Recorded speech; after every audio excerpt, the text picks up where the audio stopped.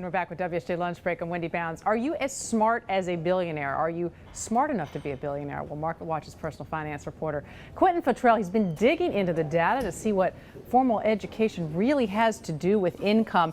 You canvass two really, I'll say it, smart guys with two different opinions on this issue. Quickly, tell us who these men were and what their research entailed. Right, so Jonathan Way, he's a research scientist in psychology at Duke University, and he studied, he looked at the SAT scores first and how they predict intelligence, and he, on the basis of those scores of 1400 and over, he chose a list of 29 what he called elite colleges. Now they happen to include like Harvard, right, Columbia, also Duke, as it happens. Of course. Yes. Which I have to give a thumbs down to as a Tar Heel.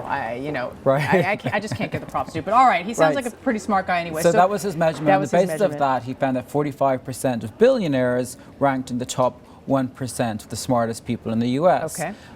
Based on those measurements. 41% of senators ranked in the top 1%, 40% of federal judges, and just 39% of Fortune CEOs. All right, and on the other side, the other gentleman you interviewed, he says that's not necessarily the reason why they're making all this money. He wrote a book called How Rich People Think, and his name is Steve Siebold.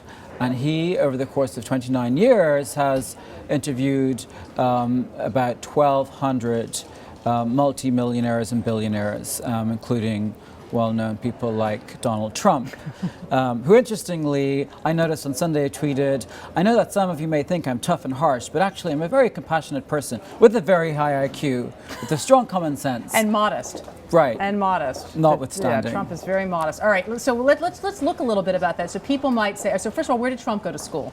Well, he went to, it turns out, the Wharton School, University of Pennsylvania.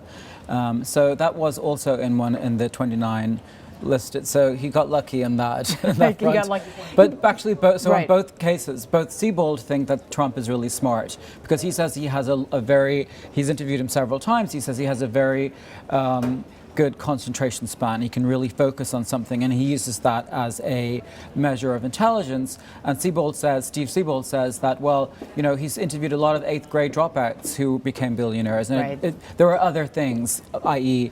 your ability to concentrate.